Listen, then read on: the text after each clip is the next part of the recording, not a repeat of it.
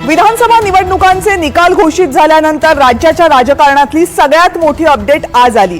राज्याचा मुख्यमंत्री कोण होणार, कोणत्या पक्षाचा होणार, या दोनच प्रश्नांभोवती गेले अनेक तास महाराष्ट्राच्या राजकीय वर्तुळामध्ये जोरदार चर्चा होती। वेगवेगळे अंदाज आणि तर्कवितर्क लढवले जात होते। यापैकी एका प्रश्नाबाबतची कोंडी आज स्पष्टपणे फुटली आणि त्याला कारण ठरलं राज्याचे मुख्यमंत्री एकनाथ शिंदे यांनी घेतलेली पत्रकार परिषद आणि या पत्रकार परिषदेमध्ये स्पष्ट केलेली भूमिका। महायुतीचा मुख्यमंत्री पदाचा उमेदवार अमित शहा आणि नरेंद्र मोदी हेच ठरवतील आणि त्यांनी घेतलेल्या भूमिकेला माझा पूर्ण पाठिंबा असेल असं एकनाथ शिंदे यांनी स्पष्ट केलं आणि मुख्यमंत्री पदावरचा शिवसेनेचा दावा एकनाथ शिंदेंचा दावा सोडत असल्याचं जवळपास स्पष्ट झालं।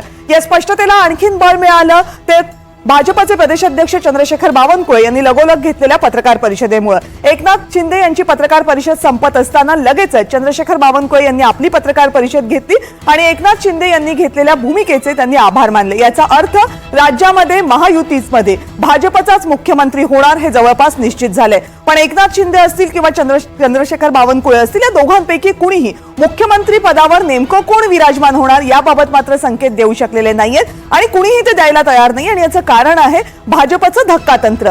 गेल्या 2 वर्षांमध्ये भाजपनं वेगवेगळ्या राज्यांमध्ये जे प्रयोग राबवलेले आहेत ते पाहता भाजप चर्चेतल्या उमेदवाराच्याच नावावर शिक्कामोर्तब करणार का याबाबत प्रश्नचिन्ह आहे। म्हणूनच देवेंद्र फडणवीस यांचं नाव सध्या आघाडीवर असताना तेच होतील का याबाबत छातीठोकपणे कुणीही आता उत्तर देऊ शकत नाहीये। संपूर्ण राज्यामधली ही परिस्थिती असताना पुढचा मुद्दा आहे तो अर्थातच मंत्रिमंडळाचा। कुणाकुणाचा मंत्रिमंडळामध्ये समावेश होणार, कुणाला कोणती जबाबदारी दिली जाणार, कोणत्या पक्षाकडे किती खाती असणार, त्या खात्यांची जबाबदारी कुणाकडे दिली जाणार, याही चर्चा सध्या राज्याच्या वर्तुळामध्ये जोरदार रंगलेल्या आहेत। रौनक, तुझ्यासाठी प्रश्न असा आहे की एकनाथ शिंदे हे जर मुख्यमंत्री नसतील आणि मंत्रिमंडळामध्ये समाविष्ट होणार असतील तर चर्चा अनेक होणार आहेत। देवेंद्र फडणवीस त्यांच्या पहिल्या कार्यकाळामध्ये आणि दुसऱ्या कार्यकाळामध्ये सुद्धा ते गृहमंत्री राहिले होते। राज्यातली महत्त्वाची पदं गृहमंत्री आणि अर्थमंत्री। जर अजित पवार या सरकारमध्ये येणार असतील आणि उपमुख्यमंत्री होणार असतील तर ते अर्थमंत्री पदावर आपला दावा कायम ठेवतील। या परिस्थितीमध्ये एकनाथ शिंदे यांच्यासाठी कोणतं खातं असू शकतं किंवा सन्मानजनक कोणता तोडगा यातनं निघू शकतो?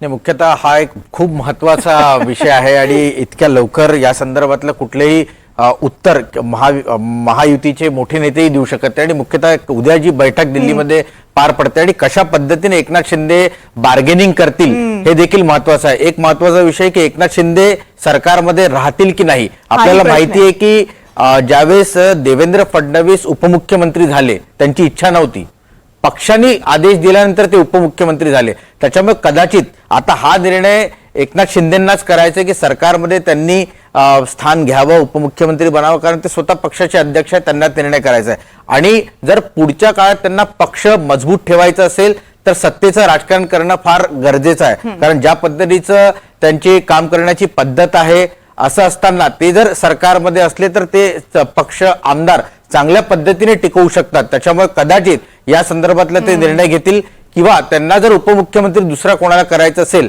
तर माझं असं मत आहे की जो पहिलेपासून शिवसैनिक होता, म्हणजे अनेक लोक बाहेरून देखील आलेले आहेत, असे जे एकनाथ शिंदेंना फार लॉयल आहेत, जे शंभूराजे देसाई किंवा दादाजी भुसे सारखे जे नेते आहेत, कदाचित या लोकांना उपमुख्यमंत्री पदासंदर्भात एकनाथ शिंदे संधी देणार का हा देखील एक महत्वाचा प्रश्न राहणार आहे।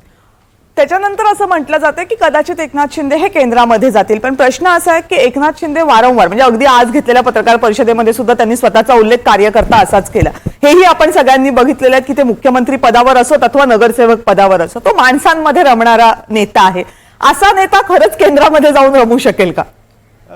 केंद्रामध्ये ते रमू शकतील की नाही हा मुद्दा नाहीये, पण ज्या पद्धतीने त्यांना प्रश्नही विचारण्यात आला होता पत्रकार परिषदेत की तुम्ही इथेच राहणार की केंद्रात जाणार, त्यावेळेला त्यांनी असं त्यांना खोचकपणे त्या पत्रकाराला म्हटलं होतं की तुला मला तिकडे पाठवण्याची घाई का झाली आहे। अर्थात या नंतर आता म्हणजे त्यांनी मुख्यमंत्री पदावरचा दावा सोडलेला आहे, पण आता एकनाथ शिंदेची भूमिका या नव्या सरकारमध्ये काय असेल हा प्रश्न जसा भाजप समोर आहे त्यापेक्षाही उग्र स्वरूपात तो एकनाथ शिंदेसमोर आहे। कसा एकनाथ शिंदे तो कसा, तर 2 मुद्द्यांवर याचा विचार करावा लागेल। एक तर एकनाथ शिंदेंना आपल्यासोबत जे यश आलेलं आहे, जी शिवसेना आलेली आहे, या निकालाने दाखवून दिलंय की शिवसेना आता त्यांची आहे।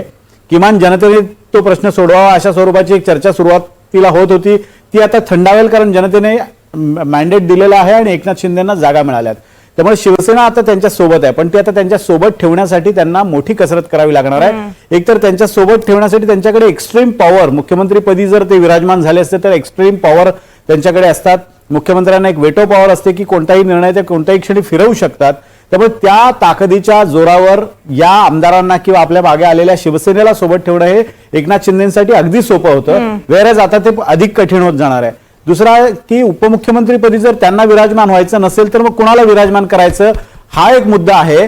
आणि जर तसं असेल तर ते कोणत्या नेत्याची वर्णी लावणार. पण मला असं वाटतं की ते तेवढी मोठी रिस्क घेणार नाहीत, कारण सेकंड लीड तयार करणं हे सध्या एकनाथ शिंदेसाठी तितकंसं संयुक्तिक होणार नाही किंवा त्यांच्यासाठी तितकंसं ते योग्य ठरणार नाही, कारण त्यांना स्वतःचं नेतृत्व अजून नीटपणे प्रस्थापित करायचं. आता त्यांचं जवळपास अर्धाधिक काम झालेलं आहे, अजून अर्ध काम बाकी आहे. त्यामुळे एकनाथ शिंदे या सरकारमध्ये सहभागी होतील असा माझा अंदाज आहे. कदाचित ते उपमुख्यमंत्री पदाबरोबरच एक आणखीन मोठा हेवी पोर्टफोलिओ घेतील आणि आपल्या कामाच्या माध्यमातून कदाचित त्यांचं जे आवडतं काम आहे, त्यांनी स्वतःची इन्फ्रामॅन अशी जी ओळख करून घेतली होती, MSRDC सारखं खातं आणि एखादं महत्वाचं पोर्टफोलिओ म्हणजे महसूल मंत्रिपदासारखं एक मोठं खातं घेऊन ते 2 खात्यांच्या सोबत उपमुख्यमंत्रीपद आणि अध्यक्षपद पक्षाचं अशा स्वरूपात ते पुढेही वावरतील अशी शक्यता आहे. त्यांनी अशी मागणी केली होती अशी एक चर्चा आहे. म्हणजे त्याला कोणतंही तथ्य नाही की या महायुतीचा संयोजक किंवा कन्व्हेनर बनण्यासाठी त्यांनी एक प्रस्ताव दिला होता, पण मला वाटतं की तो प्रस्ताव तसा म्हणजे फिजिबल वाटत नाहीये. त्यामुळे त्यावर फारसं काही विचार मंथन झालं असावं महायुतीत असं वाटत नाही. पण आता लढाई एकनाथ शिंदेसाठी अधिक अवघड होत जाणार आहे की ते स्वतःचं स्थान या पक्षात कशा पद्धतीनं ठसठशीतपणे अधिक ठळक करतील. नॉट जस्ट पक्षाचं, आणि तसं तू मगाशी म्हणालास की शिवसेनेचं भविष्य जर त्यांच्या हातामध्ये असेल, पक्ष म्हणून त्याची ग्रोथ व्हायची असेल तर सुद्धा ते आव्हान खूप मोठं असणार आहे. मुख्यमंत्रीपद असणं हे त्याच्यासाठी एक खूप मोठं सहाय्य होतं, पण आता ते जर सहाय्य नसेल तर तो पक्ष टिकवणं, कारण आता फक्त टिकवायचं पण नाहीये, त्याची ग्रोथही व्हायला पाहिजे. त्याच्यामुळे एकनाथ शिंदे यांची परीक्षा ही काही सोपी असणार नाहीये अभय सर. निश्चितपणे, कारण असं आहे की आता रिमोट कंट्रोलचा जमाना गेलाय कविता. कारण भाजपाचं चुंबकीय क्षेत्र जे आहे त्याच्यामध्ये रिमोट कंट्रोल चालत नाही असं म्हणतात. त्याच्यामुळे सत्तेच्या बाहेर राहून सत्तेत असलेल्या आपल्या सहकार्यांना त्या चुंबकीय क्षेत्रापासून दूर ठेवणं ही सोपी बाब नसणार आहे. दुसरं असं आहे की आता ज्याचा उल्लेख झाला पोर्टफोलिओचा, जर जे टॉप पोर्टफोलिओ म्हणतात मुख्यमंत्र्यांच्या नंतरचे जे दुसऱ्या फळीतल्या नेत्यांकडे असतात त्याच्यामध्ये महसूल असतं, गृह खातं असतं, अर्थ खातं असतं, नगर विकास ही महत्वाची खाती असतात. तर अर्थ खातं कदाचित म्हणजे मागच्या सलग काही वर्ष हे अर्थसंकल्प मांडणारे अजित पवार कदाचित त्याच्यावर पुन्हा एकदा क्लेम करू शकतील. भाजपाची खूप इच्छा आहे की हे खातं आपल्याकडे यावं, परंतु निश्चितपणे ते खातं स्वतःकडे घेताना त्याच्या बदल्यात काय यायचं राष्ट्रवादीला हा प्रश्न उभा राहील. पण मुख्यमंत्र्यांकडे ज्याचा उल्लेख आता विनोदनी केला की त्यांच्याकडे जर शिंदे उद्या मंत्रिमंडळात सहभागी झाले तर महसूल सारखं ज्याच्यामध्ये पूर्ण सर्व जिल्ह्यांवर आपल्याला एक कलेक्टरच्या माध्यमातून महसूल विभागाच्या माध्यमातून एक नियंत्रण ठेवता येतं असं खातं आणि दुसरं इन्फ्रा खातं असं काहीतरी त्यांच्याकडून मागणी होऊ शकते. परंतु एक निश्चित आहे की त्यांचा सगळा फोकस जो असणार आहे पुढच्या काळामधला तो त्यांच्या पक्षाच्या बांधणीवर असणार आहे. कारण ह्या आज त्यांना 55 जागा मिळाल्यात, आमदार निवडून आले, पण पक्ष जर बांधायचा असेल आणि शिवसेना म्हणून जर तुम्हाला मॅन्डेट मिळाला असेल, खरी शिवसेना म्हणून लोकांचा हा कौल आहे असं तुम्ही गृहीत धरत असाल तर त्याच्यासाठी एक दीर्घकालीन पक्षाची बांधणी करावी लागेल. आणि बांधणी करण्याची संधी नेहमी स्थानिक स्वराज्य संस्थांच्या निवडणुकांमधून येत असते. त्याच्यामुळे मला वाटतं की या काळामध्ये केंद्रात जाण्यापेक्षा कदाचित राज्यातच एखादं सत्तापद घेऊन पक्षाची बांधणी करण्यावर त्यांचा अधिक भर राहील असं दिसतंय. अर्थात मुख्यमंत्री पदाचा निर्णय झाल्यानंतर उद्या दिल्लीत सत्तेचं जे वाटप ठरेल उद्या ढोबळमानाने, त्याच्यानंतर ते स्वतःबाबतचा निर्णय घेतील असं दिसतंय. राहुल, या निवडणुकांचे निकाल आणि येणाऱ्या स्थानिक स्वराज्य संस्थांच्या निवडणुका याची जर आपण सांगड घालण्याचा प्रयत्न केला तर एक गोष्ट प्रामुख्यानं दिसते ती म्हणजे मुंबई महानगरपालिका. एकनाथ शिंदे यांच्यासाठी आव्हान मोठं असणार आहे, कारण मुंबई क्षेत्रामध्ये तरी उद्धव ठाकरे यांनी आपलं आव्हान एकनाथ शिंदेंसमोर कायम ठेवलेलं आहे. जास्त जागा या उद्धव ठाकरे यांच्या आलेल्या आहेत एकनाथ शिंदे यांच्यापेक्षा. याचा विचार करता सुद्धा एकनाथ शिंदे यांच्यासाठी येणाऱ्या अगदी काही महिन्यांमध्ये जर आपण लक्षात घेतलं, जर स्थानिक स्वराज्य संस्थांच्या निवडणुका झाल्या तर लढाई आणखीन तीव्रतेची असणार आहे.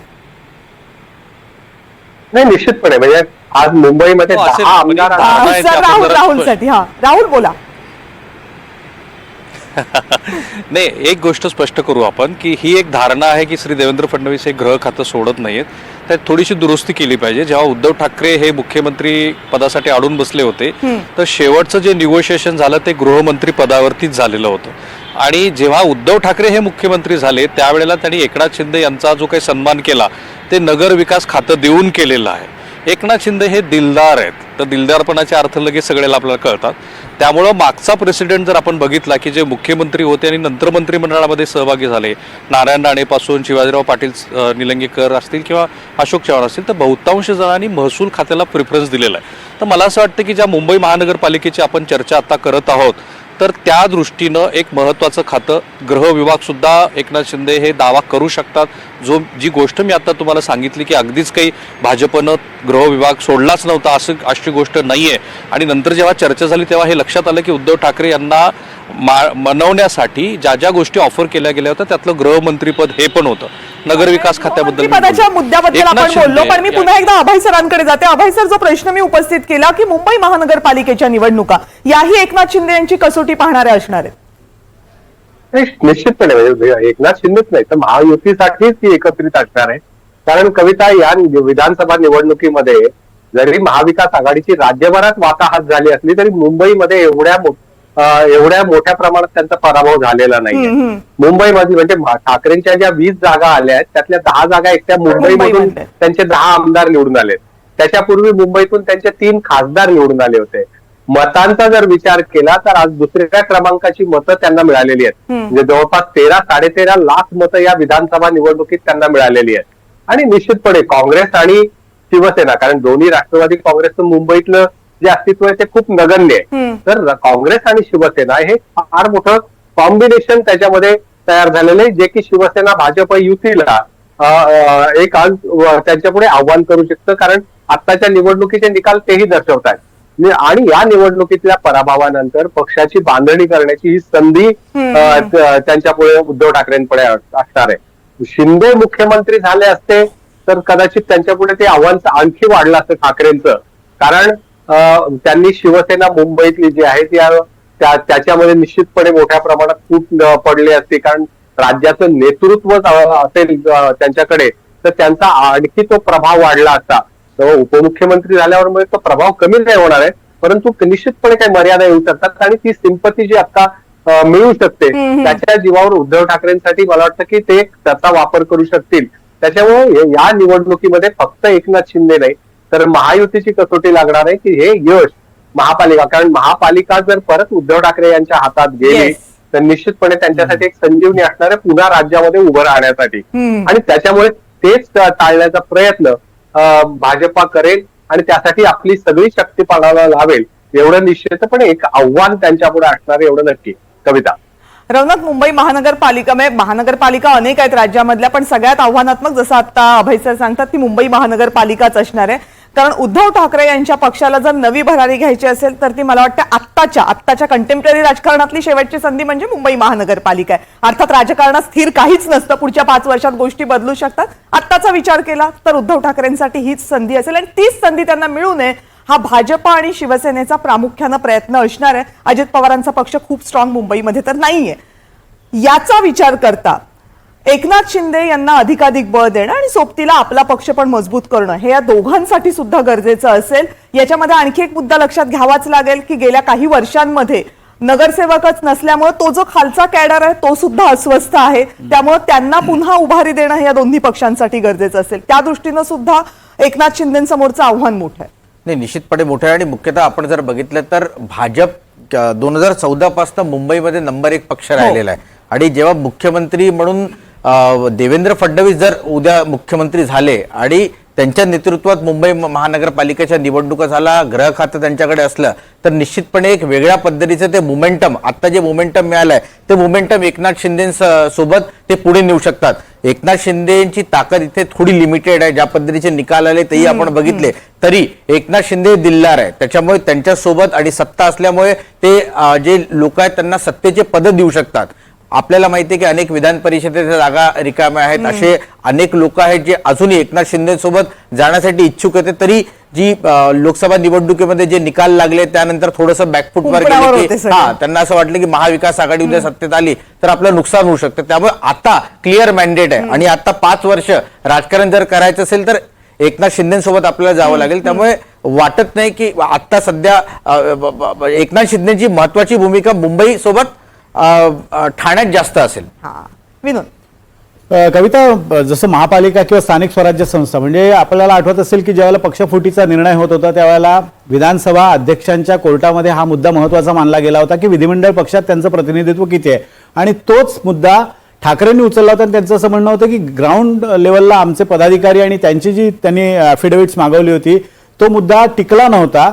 आता त्यांना एखादा पक्ष वाढवायचा असेल तर आपल्याला ग्राउंड स्तरावर कार्यकर्ते वाढवणं गरजेचं असतं आणि स्थानिक स्वराज्य संस्थांमध्ये ती सुवर्ण संधी महायुतीला दवडायची नाही. आणि दुसरं म्हणजे त्याचा मी थोडासा गमतीने उल्लेख करेन की जसं कोकणी माणसाला किती मासे खाल्ले महागडे तरी शेवटचा बांगडा खाल्ल्याशिवाय समाधान वाटत नाही, बाकी कोणालाही निवडून द्या, पण तसं मुंबई आणि ठाणे महापालिका ज्याच्या ताब्यात त्यांची खरी शिवसेना हा मुद्दा आहे. तो मुद्दा त्यांना निकाली लावायला लागेल आणि त्यासाठी एकनाथ शिंदेंना बळ देणं ही भाजपची म्हणजे गरज तुम्ही असणार आहे. किती कोर्टामध्ये लढाया लढा, तुम्ही किती लोकसभेच्या जागा लढा, किती विधानसभेच्या लढा, खरी लढाई मुंबई महानगरपालिकेमध्येच असेल. थोडंसं थांबवते सगळ्यांना. अजित पवार सध्या बोलतात. चला रे बाबा, 23 तारखेला महाराष्ट्राच्या विधानसभेचा निकाल लागला. तो निकाल महाराष्ट्रातल्या जनतेने एकतर्फे दिला. कधी महाराष्ट्राच्या इतिहासामध्ये इतक्या एकतर्फी निकाल लागलेला नव्हता. जास्तीत जास्त 222 जागा एकेकाळी काँग्रेसचं प्रभुत्व असताना आलेल्या होत्या, परंतु ते पण विक्रम त्या ठिकाणी मोडला गेला. त्याबद्दल मी आपल्या मार्फत मी तर मानलेलेच आहे पहिले, परंतु महाराष्ट्रातल्या तमाम मतदारांना, महायुतीच्या कार्यकर्त्यांना, सर्व सहकाऱ्यांना मनापासून धन्यवाद देतो, मनापासून आभार मानतो, कृतज्ञता व्यक्त करतो. परंतु आमच्यावर जबाबदारी वाढलेली आहे. आज आपण सगळ्यांनी पाहिलं असेल की आज एकनाथराव शिंदे साहेबांनी पण प्रेस घेतली आणि त्याच्यानंतर बावनकुळे साहेबांची प्रेस झाली. ती काही मला ऐकायला मिळाली नाही, कारण मी त्यावेळेस आपल्या इकडे यायला निघालेलो होतो संभाजीनगरला. पण एकंदरीतच उद्या आम्ही तिघही जण दिल्लीला जाणार आहोत. दिल्लीला गेल्यानंतर आमचं पुढचं सगळं बाकीची चर्चा त्या ठिकाणी होईल आणि त्याच्यानंतर नवीन मुख्यमंत्री, 2 उपमुख्यमंत्री, सरकार ते अस्तित्वात त्या ठिकाणी येईल. पण एकंदरीतच खूप म्हणजे लगेचच नागपूरचं अधिवेशन आहे, पुरवणी मागण्या मंजूर करून घ्याव्या लागतील, अशा फार कामाचा लगेचच प्रेशर हे राहणार आहे. पण आम्ही बहुतेक जण अनुभव असल्यामुळं त्याच्यामध्ये इतकी काही अडचण येईल असं मला वाटत नाही आणि चांगल्या पद्धतीनं राज्याचा सर्वांगीण विकास करण्याचा प्रयत्न, समाजातल्या सर्व घटकाला बरोबर नेण्याचा प्रयत्न आणि केंद्र सरकारचा मोठ्या प्रमाणावर निधी देखील आणण्याचा प्रयत्न हा आम्हा लोकांच्याकडून होईल. त्या गेल्यानंतर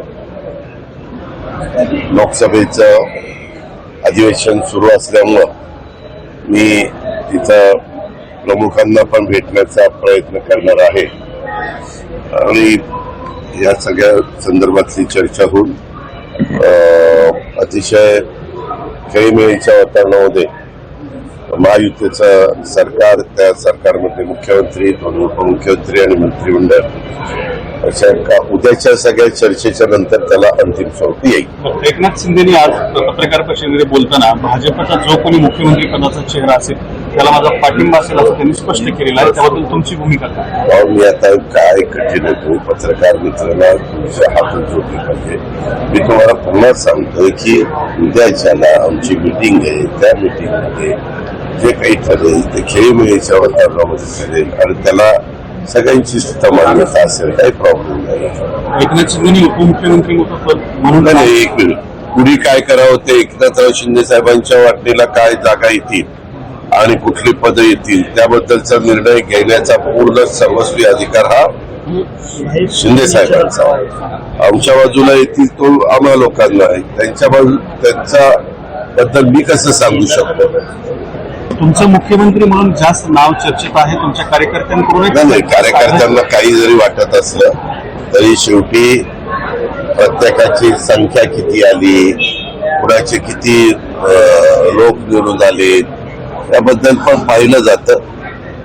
मागच्या 2.5 वर्षापूर्वीची गोष्ट वेगळी होती, आताची परिस्थिती वेगळी. अमोल मिटकरी यांनी जे ट्विट केलं आहे कशाबद्दल ते तुम्ही जे एजन्सी दिली होती त्याबद्दल ते त्यांनी ट्विट केलं आहे. तुमच्या मुलाने पण आता ट्विट केलं आहे की त्यांचं जे मत आहे ते मला त्याबद्दल नको कुणीला एवढं राज्याचं महत्वाचं सरकारचं आता उद्या 13-13.5 कोटी जनतेचा कारभार कोणाकडे द्यायचा आहे आणि नको त्या गोष्टीला का तुम्ही महत्व देता. त्याला फार महत्व द्यायचं कारण ईव्हीएम बद्दल राज ठाकरे किंवा मनसेकडून सुद्धा प्रश्नचिन्ह उपस्थित केलं होतं. ते सोबत आपण सगळेजण न्यायव्यवस्थेला महत्व देतो ना. संविधान कालच आपण सगळ्यांनी संविधानाच्या बद्दल संविधान वाचन केलेलं आहे. संविधानाच्या पुढे आपण सगळे नतमस्तक झालेलो आहे. संविधानाचा सगळ्यांना अभिमान आहे, आदर आहे. स्वतः सुप्रीम कोर्टाने काल काय सांगितलं ऐकलं नाही आपण? ऐकलं की नाही ऐकलं? सुप्रीम कोर्ट असं म्हणालं की प्रत्येक वेळेस निवडणुकीमध्ये ज्यांचा पराभव होतो तो पराभव ईव्हीएमच्या माथी मारला जातो आणि यश आलं की मग ईव्हीएम चांगलं. आता मागे पण आमच्या लोकसभेच्या निवडणुकीच्या निमित्तानं महाराष्ट्रात महायुतीचा अतिशय खराब परफॉर्मन्स आपण पाहिला, परंतु आम्ही त्याला ईव्हीएमचा दोष दिलेला नाही. ईव्हीएम काय आज नाही, वर्षानुवर्ष ईव्हीएम चाललेलं आहे. काय असतं, आपल्या स्वतःच्या कार्यकर्त्यांचं मॉरल वाढवण्याच्या करता पराभूत उमेदवारांना काहीतरी आपले नेते आपले वरिष्ठ करतात हे दाखवण्याचा हा केविलवाना प्रयत्न आहे. आणि मग कुठलंही काही काढायचं. आता पश्चिम बंगाल तिथं ईव्हीएम चाललं, त्याचा निकाल लागला. पंजाबचा निकाल लागला, दिल्लीचा निकाल लागला, कर्नाटकचा निकाल लागला, केरळचा निकाल लागला, तेलंगणाचा निकाल लागला. तेव्हा ईव्हीएम फार सुंदर, एकदम फर्स्ट क्लास. आणि निकाल जर विरोधी गेला, इव्हन जम्मू काश्मीरचा पण निकाल मध्ये लागला आपण पाहिला असेल, त्यावेळेस ईव्हीएम चांगलं. आणि निकाल उलटा गेला की ईव्हीएमचा तुम्हाला आठवत असेल 2014ला पण पंतप्रधान नरेंद्र मोदी साहेबांची लाट आलेली होती. त्या लाटेत पण सगळ्यांनी ईव्हीएमला दोष दिला. त्यानंतर 2019च्या निवडणुका झाल्या, त्यावेळेस कमी अधिक प्रमाणामध्ये बोलले. परंतु आता 2024च्या निवडणुकीमध्ये बऱ्यापैकी जागा विरोधकांच्या आल्या, त्यावेळेस ईव्हीएमच्या बद्दल तुम्ही वक्तव्य केलं बरोबर नाही. मुख्यमंत्री पदाबाबत शिवसेना आणि भाजपच्या भूमिका समोर आल्यानंतर प्रतीक्षा होती ती राष्ट्रवादी काँग्रेसच्या भूमिकेची. अजित पवार यांनी आता पत्रकार परिषद घेऊन आपली भूमिका स्पष्ट केलेली आहे. 1 सीएम 2 डीसीएम असा फॉर्म्युला असेल आणि मुख्यमंत्री पदाबाबतचा निर्णय हा दिल्लीमध्ये होईल, अशी 2 महत्वाची वक्तव्य अजित पवार यांनी केली. अजित पवार यांच्या या भूमिकेनंतर आता महायुतीमध्ये सरकार स्थापन होण्याचा मार्ग मोकळा झाल्याची सुस्पष्ट चिन्ह दिसू लागलेले आहेत. फक्त आता मुख्यमंत्री कोण होणार याबाबतची चर्चा बाकी आहे. या सगळ्या चर्चेमध्ये अभय सर, राहुल, रौनक, विनोद आपण सगळेजण सहभागी झालात. वेगवेगळ्या मुद्द्यांवर या निमित्तानं चर्चा झाली. आपल्या सगळ्यांचे मनपूर्वक आभार. आणि यानंतर या विशेष कार्यक्रमामध्ये वेळ झाली इथेच थांबण्याची. पाहत रहा एनडीटीव्ही मराठी.